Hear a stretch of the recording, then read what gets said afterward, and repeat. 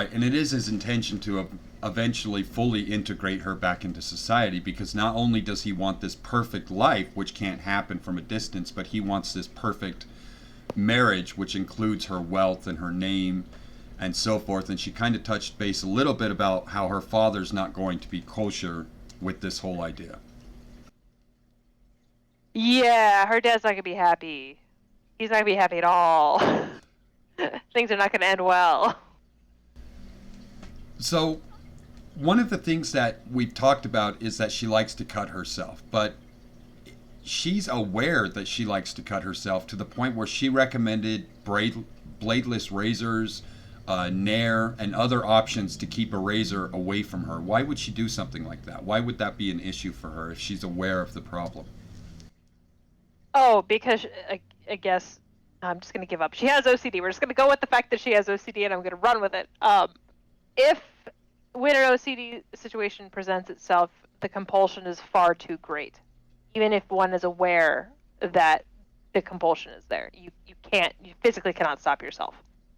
Um, so you could say that's where the things is like out of sight, out of mind. So if it's she doesn't have access to it, the compulsion can't exist. She will not have the compulsion to cut herself with a razor because there are no razors. And So, plus, she gets smacked every time she cuts herself. So I mean, she gotta figure something out. and she's finally off to get married. They're out of the cabin, they're traveling down the road, and she's being forced to deal with people more directly. Why isn't she turning him in? Why isn't she running? Why is she dealing with this? And how's her mindset dealing with people in a public thing now that she's away from the cabin? She's miles and miles away from it, almost 3 states away from the cabin. So she's not that smart. She's probably not going to register that she could turn him in because that's just not where her brain is right now. Her brain has rationalized everything. Like this is what's going to happen. Needs to play nice and do everything that he says because this is all that she knows now. Um, and she does not like interacting with people because it's been so long since she's interacted with people, And like COVID. she seems to have developed a fear towards men, which you briefly touched on, more than women. Why is that? Uh, because in her mind, all men but Luke are evil. Because I mean, the guys broke into the house. They were not good. Um, she's scared of Luke getting jealous. Like if she starts talking to a guy, like what happens if he views it as something else? So she doesn't even want to approach them. And while they're on the road, Damien finally shows up and starts a full investigation. Now, this investigation Yeah. set me off because I had no idea what to expect, and he's finding things that I didn't even think about as an author. I didn't even think about trying to cover these things up.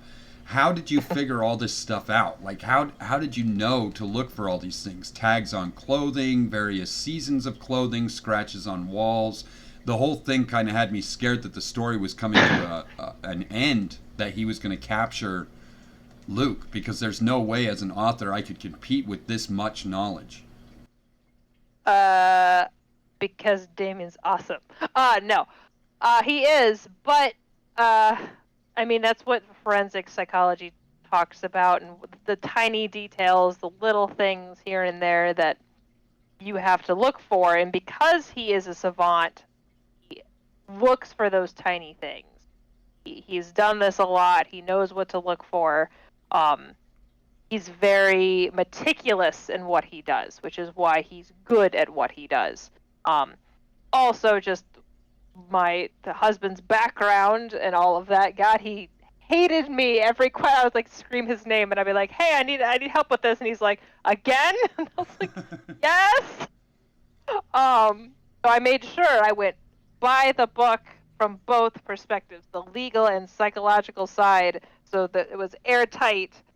But yet, there's still a lot of pieces that he's just doomed. He got denied the dig permit, so that would have been a game changer right there if he got the dig Right, permit, and I but he did talked a little not. bit about that, the digging in my my prior videos where he's got Ollie and he's got all the photos and he's got all his stuff plus the bodies. It could have really turned out bad if he got that permit. Yeah, he did not because the judge is like, well, why do you need to dig? What are you gonna find there? If she's not there, why do you gotta dig? So that was denied. Um, he's probably gonna get in trouble for the chains, but he's just like, I'm taking them because I can, and we're doing this. And the cops are like, okay, buddy, I guess. So Um, now that they're off to get married, they go to the lawyer's thing, and when I'm researching these prenups, I'm looking for the most horrific construction of prenuptial agreements that could possibly have been made in real life. I'm looking this stuff up to see if I can come up with something that is just entrapping without being entrapment. And I had found some of the most terrible examples of a prenup ever written. What did Ophelia think about the prenup when she finally got a chance to read it in the car? um, so to her, there the voice you'll see the voice come back. The voice finds something, and the voice is going to tell her something, but she's not going to register that it says what it says because the voice talks to her subconscious, so she can't fully register what's happening when it does talk. She gets an inkling that it's speaking, but she can't really get a hold of it. It's like whispers. And she finds something and she holds on to that, and she'll use that much later. Um, but I did notice that. I'm not gonna tell you what it is. But she's she normalizes most of it because what is his is hers and hers is his because that's what it's been for the past God knows how long, minus that one piece that her subconscious notices. And one of the things that she's been doing during this time is rationalizing things, as you've mentioned multiple times, but she has this deep seated hatred for her sister, and she's using Yes. that a lot to guide her. You know, Luke is more attractive, she'll be happier than her sister, things like that. Why does she keep doing this? Because she hates Alice with a burning passion. Does she? Is there a Yeah, oh yeah, reason for she that just that's not been written in the story yet? yeah. So I never probably was going to formally write about it, but there was a third sister, and that sister died. So there was a Alice, this sister Ophelia. Ophelia and Alice ended up getting a fight when they were out playing one day, and the middle sister tried to break it up. It ends up getting hit by a car. Um, Alice blamed Ophelia. Ophelia blamed Alice, but they were so young at that point in time that Ophelia has forgotten the incident, has repressed the incident, but remembers the deep-seated hatred that she has for Alice. And yet again, like her entire life, it's Alice's piano recitals, Alice's solos, Alice got this medal, Alice got a trophy, Alice has gotten to the best schools ever.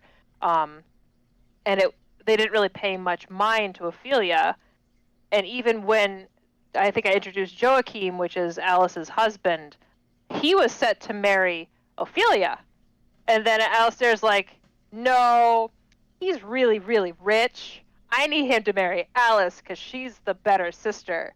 So he called off their engagement and got him to be engaged and eventually married to Alice. So she's all sorts of bitter about that because Alice is a homewrecker. Alice is awful.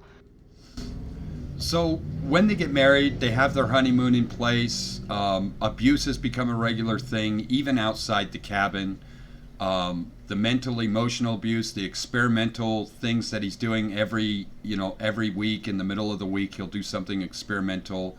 On your side of things, is there something that you would have the readers look forward to in a future post? Something that you have planned that you would want to give a heads up on? Oh, there's so much. Um, there will be a. I want to have a party. There's going to be a lavish party, and it will be the beginning of horrible, horrible things. And I'm so excited for that party.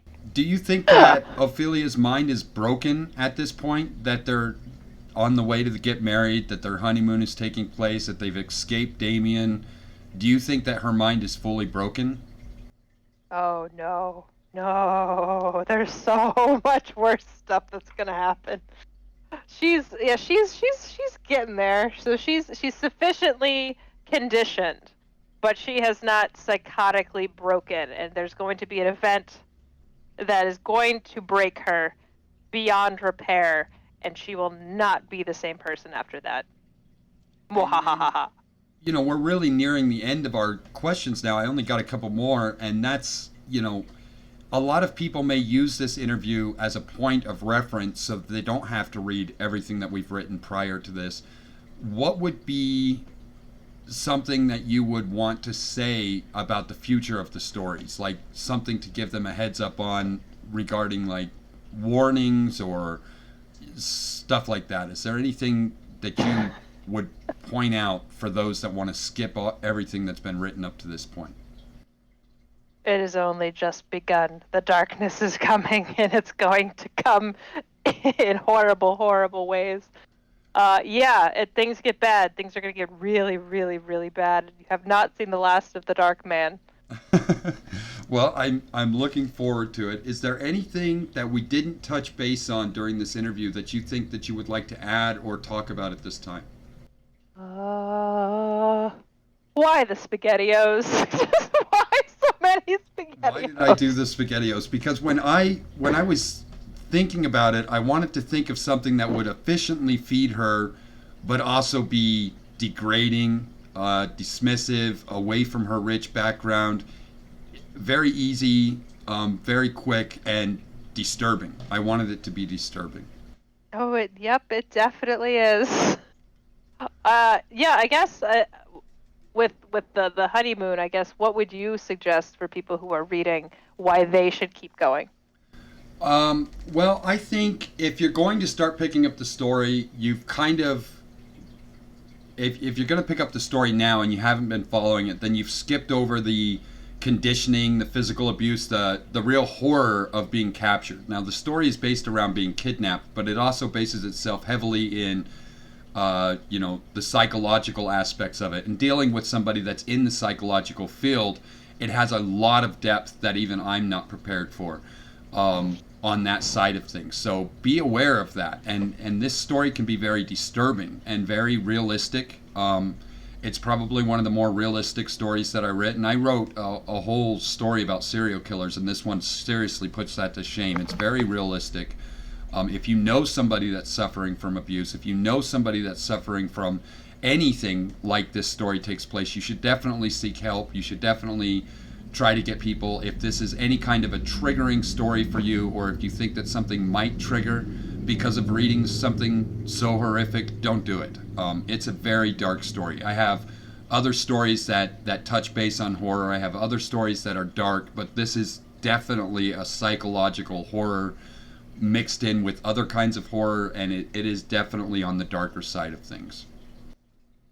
Yes, yes, it is. And it's only going to get worse. Okay, well, that kind of ends our interview. We will probably do a follow up interview later as the story progresses. Excuse me. As the story progresses further. But if you're interested in the story, please feel free to start reading it from here, or go back and read some of the horrific stuff from the basement. It's pretty dark, and I found it a lot of fun. It's very challenging to write, and it's been a lot of fun. Yeah, a lot of fun. I liked it. This has been an interview with Sasha Marin, and I hope to see you guys next time. Bye.